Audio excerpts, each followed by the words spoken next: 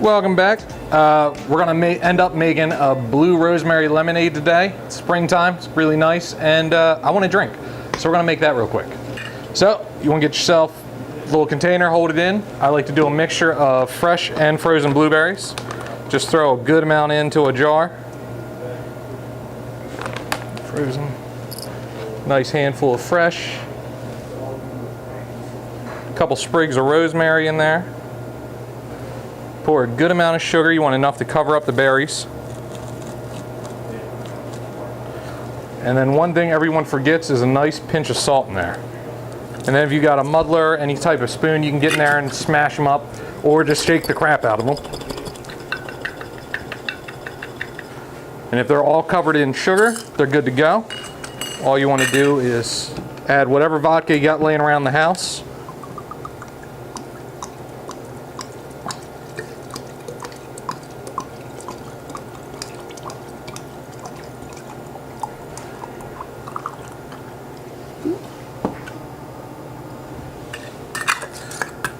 Give that another shake and set that aside overnight or up to a week, and you end up with a purple little beautiful drink like this.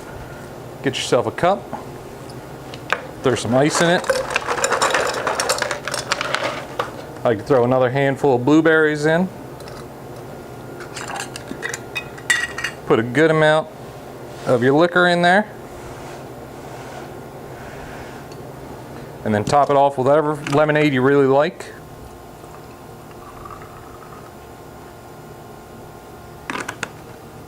And that's it. Welcome back. Today we're going to make a quick arugula pesto encrusted lamb that we got from the butcher block. What I did was I went ahead and salted it the night before. Anytime you get meat, I do recommend salting it the night before. Let the salt go in. It'll help tenderize the meat, flavor the meat itself. You can go to any of your local butcher shops. If you're in Milton, come to the butcher block, come see me. If you're in Rehoboth or Lewis, go see Hickman's at Hickman's Meat Market. All this is butterflied. All the tendons and glands have been removed. The fat cap's been evened off for me, and then it just sat overnight in the fridge, salted up so it'll be tender. And what we're going to do real quick is make an arugula pesto. You can just go ahead and cheat and put any type of pesto you like on it. It works wonders.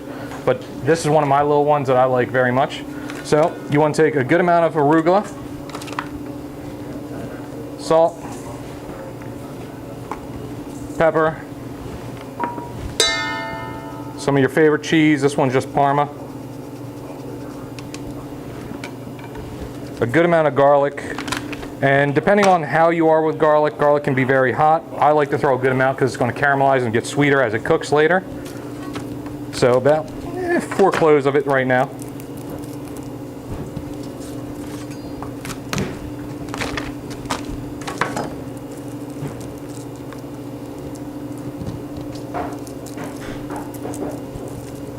And then my trick, instead of using pinoli, because I'm using arugula can be very bitter, I like to use any type of stale shortbread cookie you got. Just go ahead and crush that up. Throw that in there, and what that'll do is add a nice sweetness. It adds a lot of butteriness to it. It changes the flavor completely. And then a glug of extra virgin olive oil. Now what you want to do is just throw that in your blender, and you end up with a nice bright green paste like this. It comes out, it's nice and smooth, it's sweet, it's gone, all the bitter from the rocket has left, and it's good to go. And then what you want to do is, for later, take a little bit, move it to the side. You'll use that later. Take your leg of lamb, make a mess, and pour a good amount on there. And then massage it in. And you want a good amount on this just so it crusts up. Get it into all the little cracks and crevices you got there.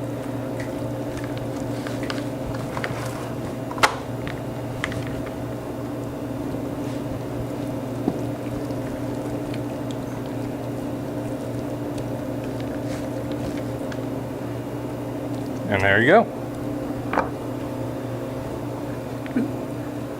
And then what you want to do is just throw it right on the grill. So what you want to do is get yourself a grill with one of these. You can put your drink down. And then I like to throw a little wet soaked applewood chips in here. That'll start up smoke. It brings in a little steam. Slide your grill over.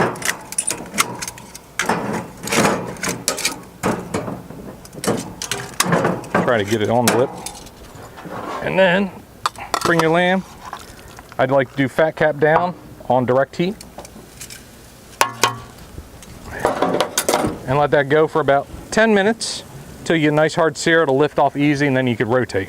So to go with our lamb and our drinks, we're gonna make some old-fashioned braised mushrooms. The trick to mushrooms is you wanna do really hot pan and a ton of butter. You don't wanna do oil, you don't wanna do anything else. You want a good amount of butter in there.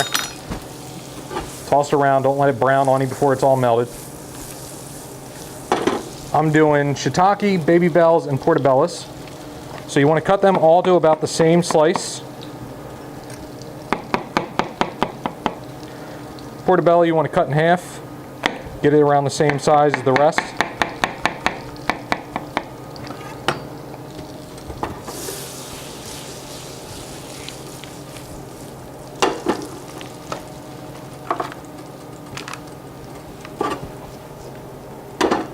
Dump them all in.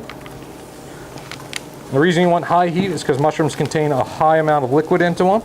So you want to sear that off as quick as possible, get them as toasted, get a good amount of flavor in there. Take some garlic, crush it.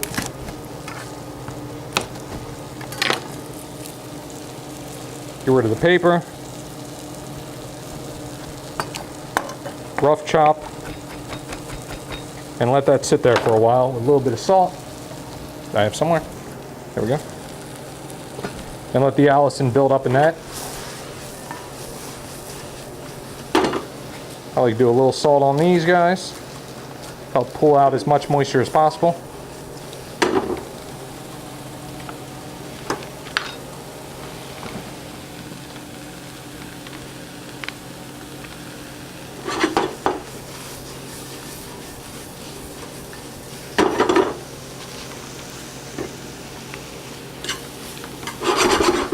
Give it a taste. Needs a little bit more salt, pepper, and you're done. So what you want to do, take it, cut it in half so you can cut against the grain.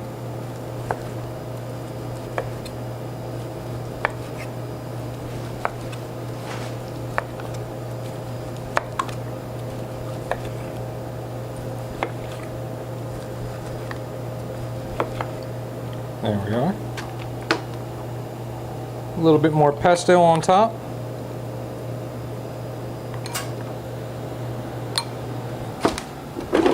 Serve it up with some of your mushrooms.